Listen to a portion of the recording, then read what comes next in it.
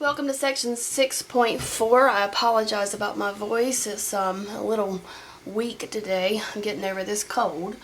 But we're going to be talking about translations of the graphs of the sine and the cosine function. So everything that we're talking about here is based on concepts that you learned in 171. We're going to be talking about horizontal translations, but now we're just going to call it phase shift. Then what is a horizontal translation? So let's go back and talk about functions that you're more familiar with, like for example the absolute value function. You might remember that the function absolute value of x, when you graph this, it gave you a V shape. So here's the x and the y-axis. Okay, and if you recall from 171, if you take, let's say you've got y equal the absolute value of x, but you add 2 after your absolute value function, that was a vertical shift up 2 units. So your new graph would go, your vertex would move up 2 spaces, and this would be your new function at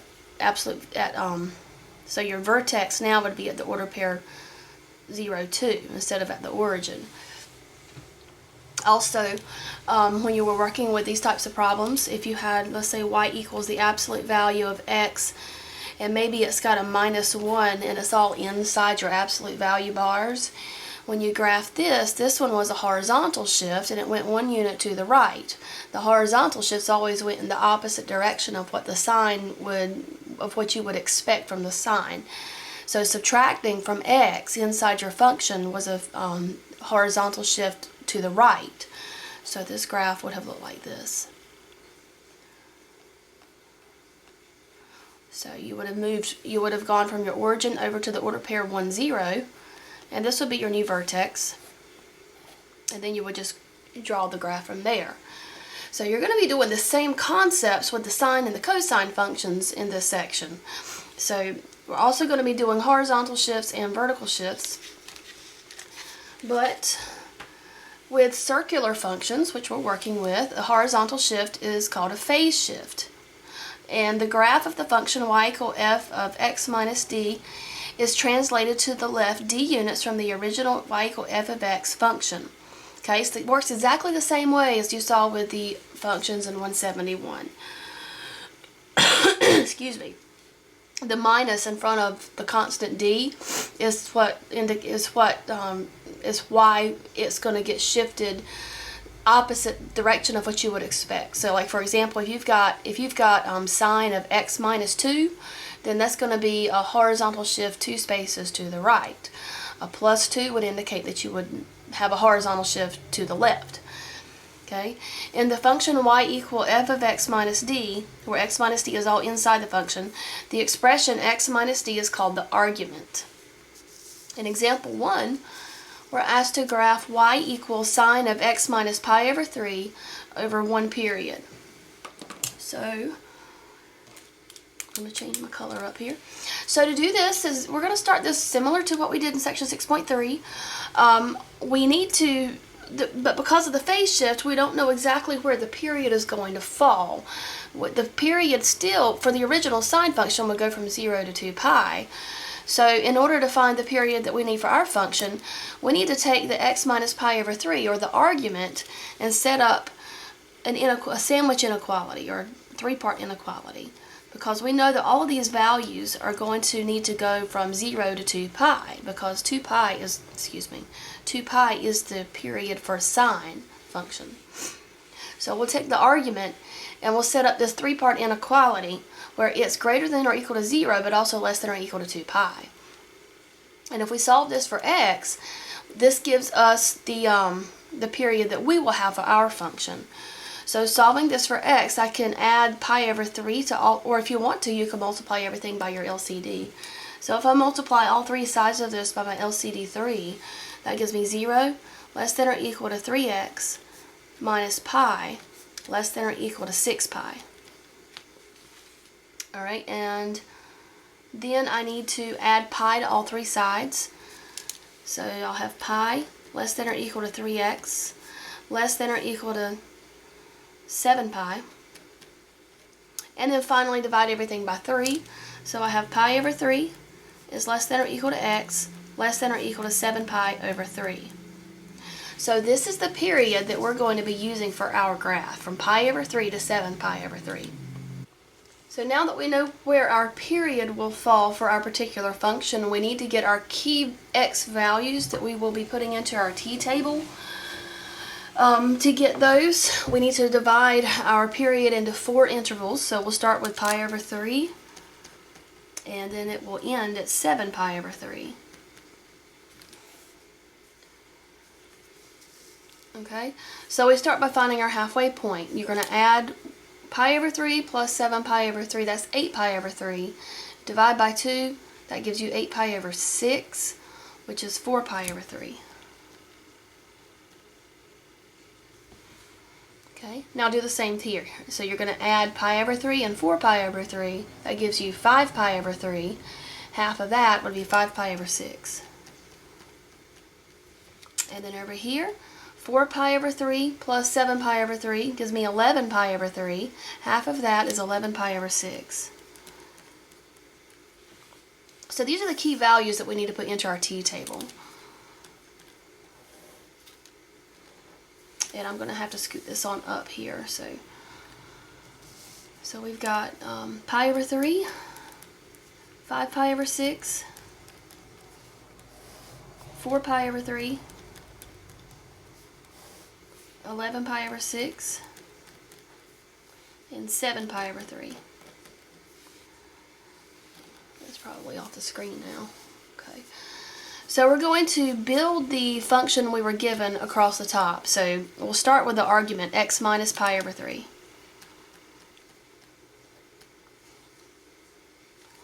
So filling in this column, pi over 3 minus pi over 3 is 0. 5 pi over 6 minus pi over 3 is going to be 5 pi over 6 minus, if you want to pull out the calculator for this to do your fractions, that's fine. So you could say 5/6 minus 1/3, and that's going to give you 0.5, which is 1/2, so that means you've got pi over 2. Okay, and then you're going to put in the 4 pi over 3 minus pi over 3. That's going to be 3 pi over 3, which is pi. Now if you put in 11 pi over 6 minus pi over 3, so you're going to say 11/6 minus 1/3, and then that's going to give you a fraction of 3/2, so you have 3 pi over 2.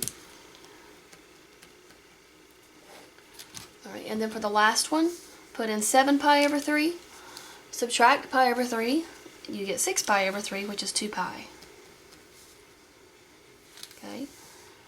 Now for my third column, I need to take the sign of the argument. So I'm going to say sine of x minus pi over 3, and just go down the table. So we'll do sine of 0, which gives us 0.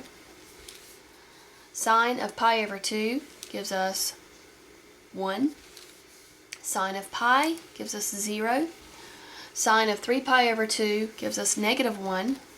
Sine of 2 pi gives us 0. So the ordered pairs we need are going to come from the x, the first column and the last column.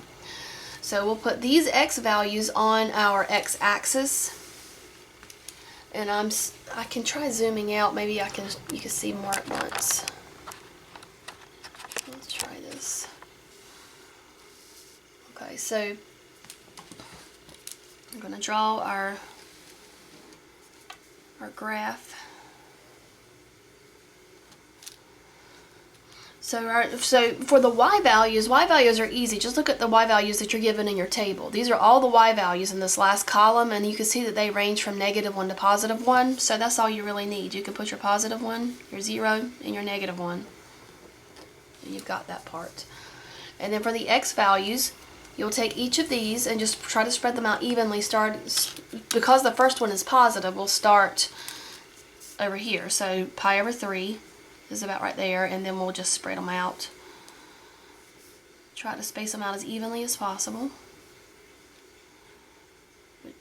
So I've got pi over 3, 5 pi over 6, 4 pi over 3, 11 pi over 6, and 7 pi over 3.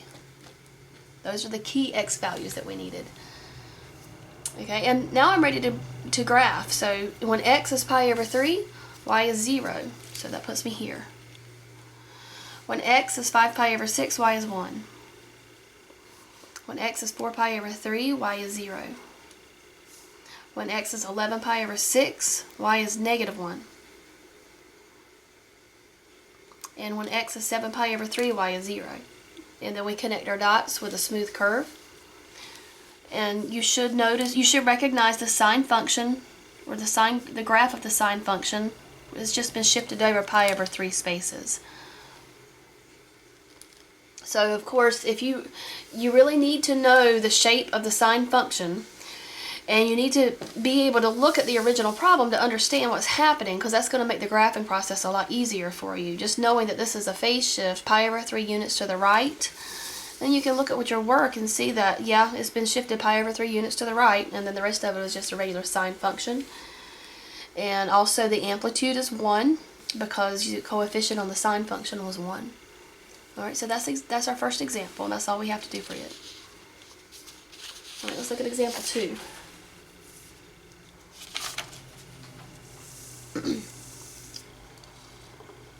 In example 2, we want to graph y equal 3 times cosine of x plus pi over 4 over 1 period.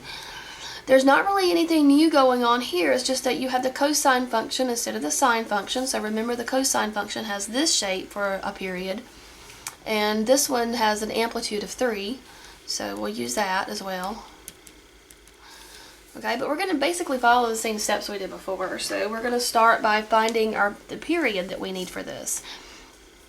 To do that, we need to set up the three-part inequality, 0 less than or equal to x plus pi over 4.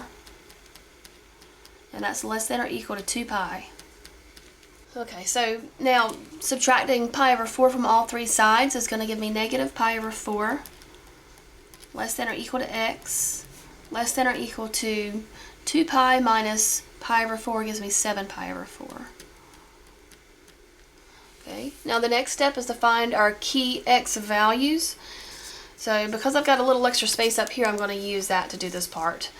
So to get the key x values, they're going to go from negative pi over 4 all the way to 7 pi over 4. Okay, we got to get the halfway mark, so we're going to add these together. That would give me 6 pi over 4, which is 3 pi over 2, and then half of that would be 3 pi over 4. Okay, same here. We're going to add these two together and get 2 pi over 4, or pi over 2, then take half of that, so pi over 4. Over here you're going to add, you'll get 10 pi over 4, and then you need half of that, which is 10 pi over 8, and that's 5 pi over 4. Okay? So these are the key x values that go into our table. So now we're ready to set up our table. So you'll have negative pi over 4, positive pi over 4, 3 pi over 4, 5 pi over 4, 7 pi over 4.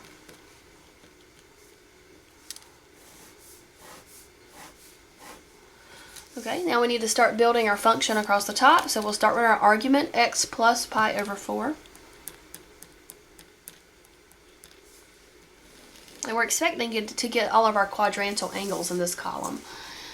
Putting in negative pi over 4 here for x is going to give me 0. Putting pi over 4 for x is going to give me pi over 2. Putting in 3 pi over 4 is going to give me pi. Putting in 5 pi over 4 is going to give me 6 pi over 4, which is going to be 3 pi over 2. And then putting in 7 pi over 4 for x, I get 8 pi over 4, which is 2 pi. Alright, next column we're going to do the cosine of the argument. So cosine of x plus pi over 4. So we're going to do cosine of 0. That gives us 1. Cosine pi over 2 is 0. Cosine of pi is negative 1. Cosine of 3 pi over 2 is 0. Cosine of 2 pi is 1. And then in the last column, all we need to do is just multiply everything by the amplitude, or the coefficient 3.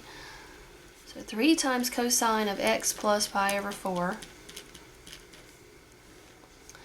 Multiply all these values by 3, so you'll get 3, 0, negative 3, 0, and 3. Okay, and now we're ready to graph it. And I'm probably going to need a separate sheet of paper to do this step. Yeah, sorry.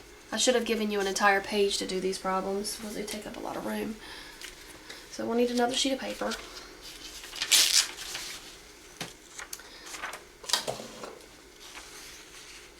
Alright, so I'm going to draw my graph.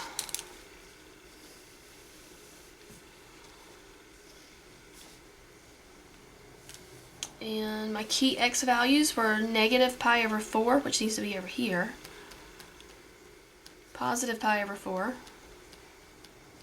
then 3 pi over 4, 5 pi over 4, and 7 pi over 4. Okay, my amplitude this time is 3. So I'm going to come up here and put a 3, and come down here and put a negative 3. Now, we should know what's going to happen at this point without even plotting the points. We know we've got a cosine function, and it's going to start here, so it should be coming through like this, just like that. That's what we're expecting to happen. So let's see how that lines up with what we have on our table. Our first ordered pair, we have negative pi over 4 for x, 3 for y, so that puts me there. Then we have pi over 4 for x, 0 for y. 3 pi over 4 and negative 3 for y is here. And then we have 5 pi over 4 for x, 0 for y. And 7 pi over 4 for x, 3 for y. Back up here again. Okay, and that's exactly what we were expecting based on our knowledge of the shape of the cosine function and the horizontal shifts.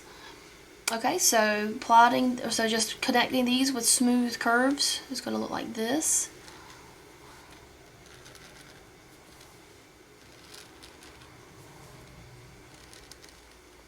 And I believe that's it. They said over 1 period. Okay, sometimes they're going to ask you to graph it over 2 periods, so you'll have to extend it out a little bit further. But this is all that they were asking us for this problem. And looking at this, you should be able to see how the original cosine function has just been shifted over by pi over 4 units to the left to give us the new graph. Alright, so that is example 2. Let's go on to example 3. This section doesn't really have it has very little new material. It's just learning how to do all this stuff. Okay, so I think the biggest thing about this section is learning how to handle all the fractions that you're having to work with involving your pi. Example 3, we want to graph y equals negative 2 times the cosine of 3x plus pi over 2 periods this time. Okay, we're going to start out just like we did before. We've got to determine our period. So 3x plus pi, we're going to set that 0 less than or equal to 3x plus pi less than or equal to 2 pi. Solve this for x, so subtract pi.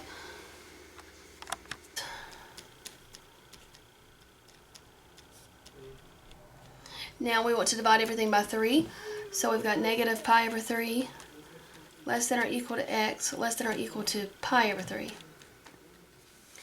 So this gives us the period that we need. Now we just need to divide that into 4 parts. This time I'm going to kind of combine my steps. I'm going to set up my table here, and we'll fill in the our key x values as we find them. So first we divide this in half. Well, the halfway mark between negative pi over 3 and positive pi over 3 is going to be 0.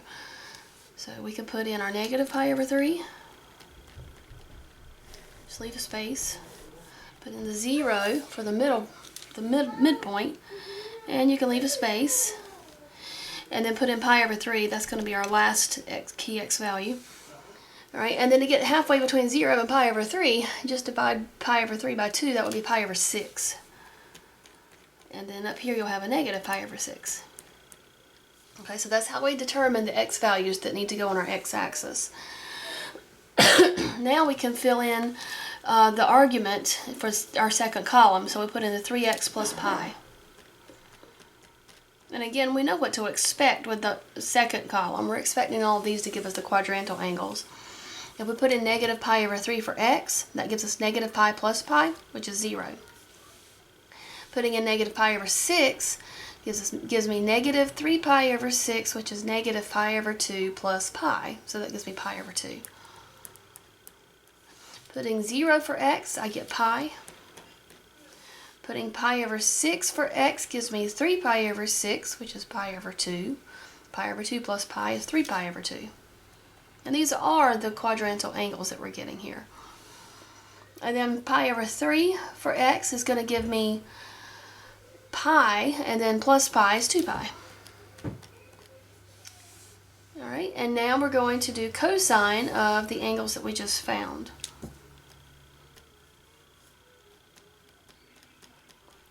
So that's, you probably hear the television in the background. My 3-year-old is, I think he's watching Peppa Pig right now.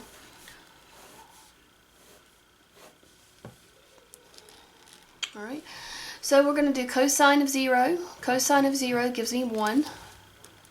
Cosine of pi over 2 gives me 0. Cosine of pi gives me negative 1. Cosine 3 pi over 2 gives me 0. And cosine of 2 pi gives me 1. And then for my last column, I'm going to multiply all of this by the negative 2 up here that I have for my, that's my amplitude. So negative 2 times cosine of 3x plus pi. So it'll be negative 2, 0, positive 2, 0, negative 2. So we are ready to graph. This time, though, we have to do it over 2 periods. So that just means that once we get our graph drawn, we're going to extend what we have out by an additional period. We might divide it up where we have a half a period in each direction. Let's see what we have first, and then we'll go from there.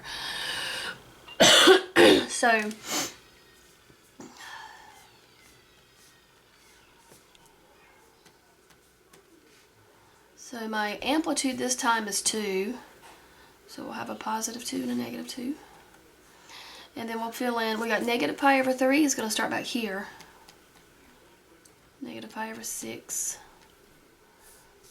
0 is the origin. We got pi over 6 and pi over 3. Okay, so negative pi over 3 on the x, negative 2 on the y. Alright, negative pi over 6 on x, 0 on y. That's going to be there. That's our x-intercept. When x is 0, y is 2. When x is pi over 6, y is 0. When x is pi over 3, y is negative 2. Okay, and you can see that's the cosine function, and it's been flipped upside down, which is not surprising because we're multiplying it by a negative number. So we just got an upside down cosine function that's been shifted over, and it has been vertically stretched as well. So we want to connect these points using curves like this. Okay, and now we need to put in that extra period. So if we were to extend this out a few more spaces, what would be the next x value that we would want to use? We've got pi over 6. We've got pi over 3. That's 2 pi over 6. Then the next one's going to be 3 pi over 6. 3 pi over 6 can be simplified to pi over 2.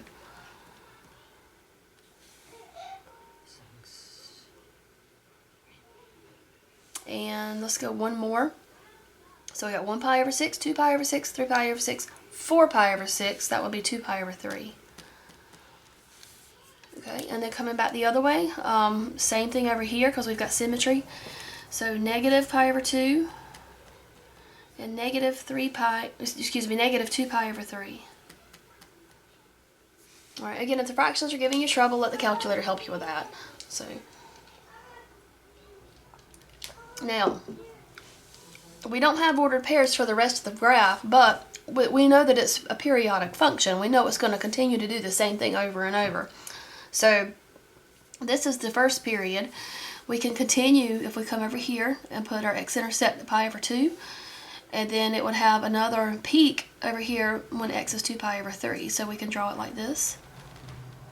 And then back on this side, we'll have an x-intercept at negative pi over 2, and we'll have another peak when x is negative 2 pi over 3, like this. And we can connect these like that. So that's what our graph looks like. Should be a little bit more curved, I guess, but that's what it is. Okay. And then we talk a little bit about vertical translations, but this is the same exact rules that you had in 171. So the vertical translation says the graph that of a function of the form y equals c plus f of x is translated vertically c units from the graph of y equal f of x. So if you've got, let's say you've got 3 plus sine of x, okay, you've got a positive 3, that's going to move it up 3 spaces.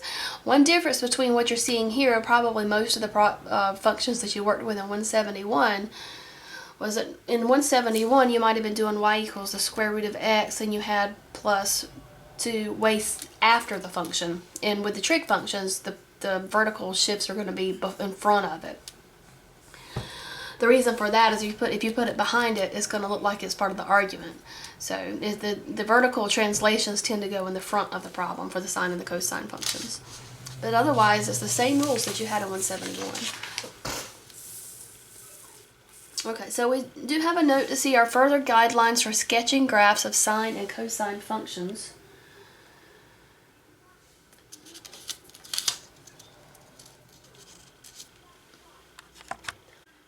Okay, so we have a further set of guidelines for sketching the graphs of sine and cosine functions. We had a smaller version of this list in section 6.3, but now that we're including the phase shift, it's just a little bit more inclusive.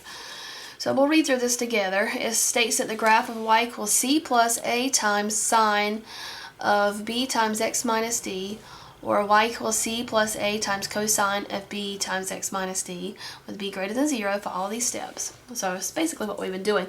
There are 2 methods, and I've been doing method 1. So for method 1, find an interval whose length is 1 period, 2 pi over b, by solving the 3-part inequality. That's what we've been doing. Step 2, divide the interval into 4 equal parts to obtain 5 key x values. Step 3, evaluate the function for each of the 5 x values resulting from step 2. The points will be maximum points, minimum points, and points that intersect the line y equals c, or middle points, if you want to think of them that way. Step 4, plot the points found in step 3 and join them with a sinusoidal curve having amplitude absolute value of a. Step 5, draw the graph over additional periods as needed. And then for method 2, this is another way that you can do it as you become more comfortable. Step 1, graph y equal a sine of bx. So step 1, graph y equal a times sine of bx, or y equal a times cosine of bx. The amplitude of the function is absolute value of a and the period is 2 pi over b. Step 2, use translations to graph the desired function. The vertical translation is c units up if c is positive, and the absolute value of c units down if c is negative. And this is exactly the same rules that you used in 171. The horizontal translation, or the phase shift, is d units to the right if d is positive, absolute value of d units to the left if d is negative. And we've got, this really should be example 4. I've got 4 examples this time, not 5.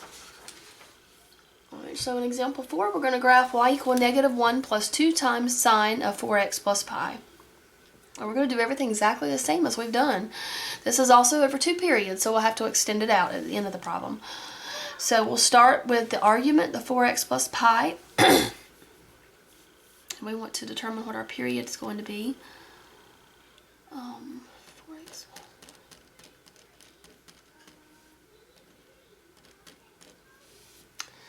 Alright, so we'll subtract pi from all 3 sides first. So we'll have negative pi less than or equal to 4x less than or equal to pi, and then divide everything by 4. So negative pi over 4 less than or equal to x less than or equal to pi over 4. So that's where our period is going to occur. Alright, and then we're going to set up our table, and we'll be finding those key x values.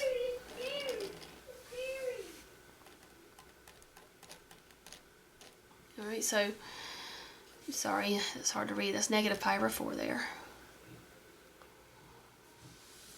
Alright, and then we're going to need another one here. Alright, we're going to have pi over 4 is going to be our last key x value. Halfway in between 0, and then between negative pi over 4 and 0, you would have a negative pi over 8.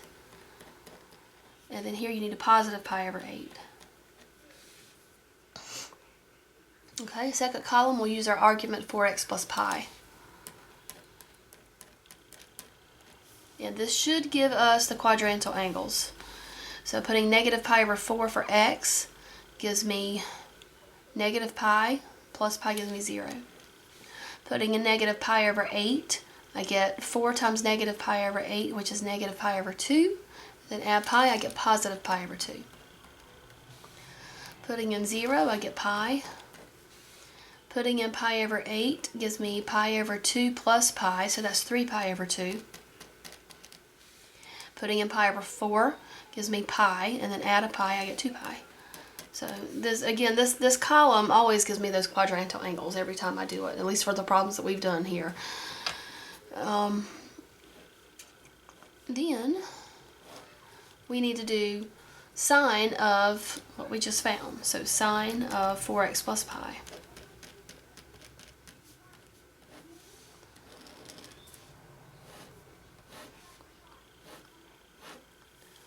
So we'll find sine of 0. Sine of 0 is 0.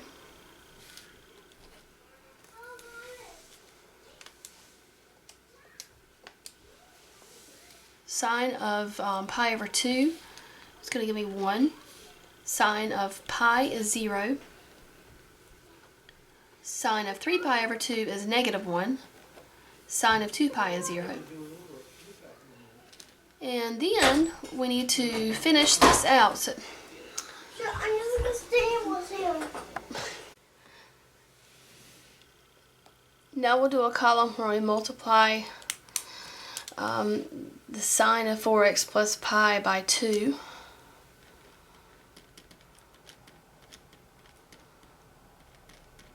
So if I multiply the previous column by 2, I get 0, 2, 0, negative 2, 0. And then finally all I have to do is add the negative 1 for the vertical shift.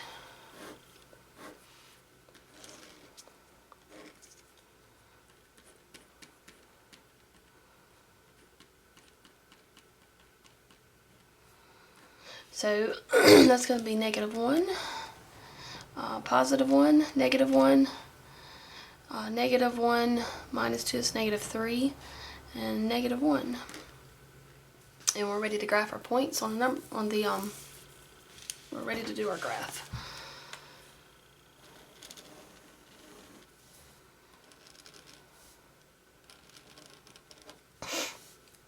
Our amplitude this time was 2 from here. So that's our amplitude. So we know that we're going to need, and also if you look at your the last column to get all of your y values, so that tells you how to kind of plan your y-axis. So we need to go from positive 1 to negative 3 on this.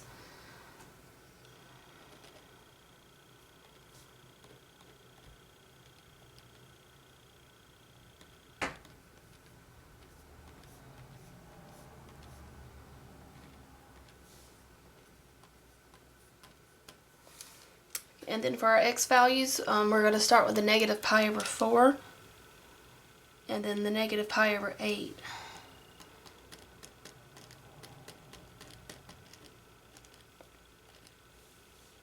Over here we got positive pi over 8, positive pi over 4. So we've got order pair, so negative pi over 4 gives us a y value of negative 1, and now it's starting to run together.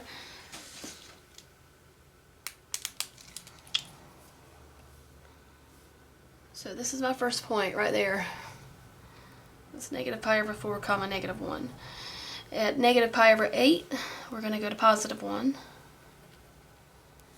At 0 on x, we're at negative 1 on y.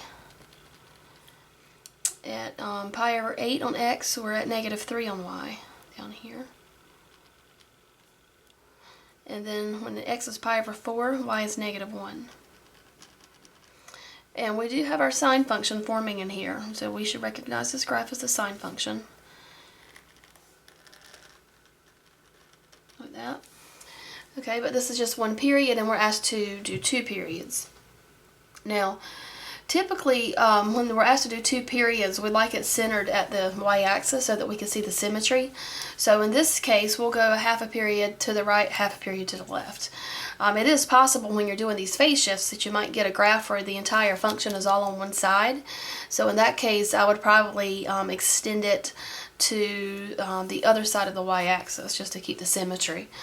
But it's not, I mean, it wouldn't be considered incorrect if you were to do your second period in a different direction. There's nothing wrong with doing that. We just generally prefer to see the symmetry with respect to the y-axis, if there is any, or whatever symmetry we have. We like to try to keep it. So, so we need to extend this out. So we've got pi over 8, pi over 4. So how would we label our next one? Well, if you do pi over 8, and then you could think of this as 2 pi over 8. So this will be 3 pi over 8. And then 4 pi over 8, which would give us pi over 2. And then same thing in the other direction. This will be negative 3 pi over 8 and negative pi over 2. Okay, and then what's going to happen with our other points? We know it's a periodic function, it's just going to repeat. So we can predict at 3 pi over 8, our y value should be 0 here. And when x is pi over 2, our y value should be at 1. So that gives us this shape. And I'm sorry, I did not mean to make it look like a line, but that's what happened. And over here, when x is negative 3 pi over 8, that puts us at negative 3 down here. And when x is negative pi over 2, y is going to be negative 1 here. And let's see, I'm sorry, I think I goofed up over here. When x is 3 pi over 8, where should we be from there? Because we didn't have a 0. We should probably be at, 1 there. I'm sorry, let me fix that.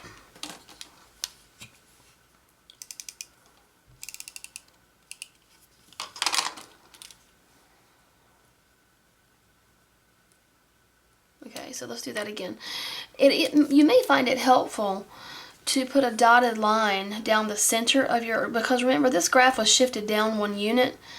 So you could think the original x-axis has been shifted down here. So it's like this is where your, it's almost like your this is where your symmetry line is forming. So your graph is symmetric around this line. So you may find that helpful. So when x is 3 pi over 8, then y is going to be up here at positive 1. And when x is pi over 2, y is going to be back down at negative 1 again. So now we've got our graph. It's going like this. And over here it's going like this. And that gives us our full 2 periods for our function. Now, before we stop, let's go back and look at what we originally started with and think about if this looks right. So we had our original function was negative 1 plus 2 times the sine of 4x plus pi. So we know we had a phase shift here. Now I didn't really talk about how to find the phase shift by itself. In order to get that, you could factor out a 4. So you could write this as 4 times, and then you could say it was x plus pi over 4. So that means that the phase shift was negative pi over 4. And then 4 here was the b, and of course a was 2, and then our vertical shift was negative 1. So what does that mean?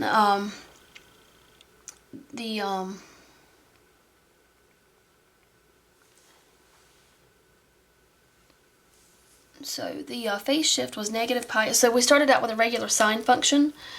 And the regular sine function originally would have looked like this, and it would have gone through like this, more or less. It's not perfect, but it would have looked something like this. And it has been shifted down 1 unit to here, and then it was shifted pi over 4 units to the left. So that does look about right for what we have. So, and then of course our amplitude was 2, and the amplitude went from +1 to -3. So that is that if it was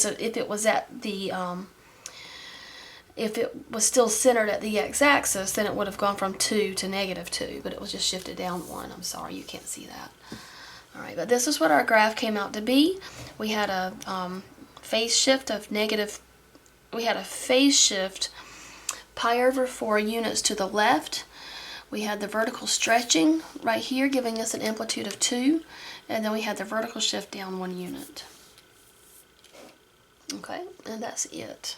So that concludes section 6.4 on the vertical translations and the graphing of the sine and the cosine functions. All right, so we'll be working on these more in class when I see you again. Thank you.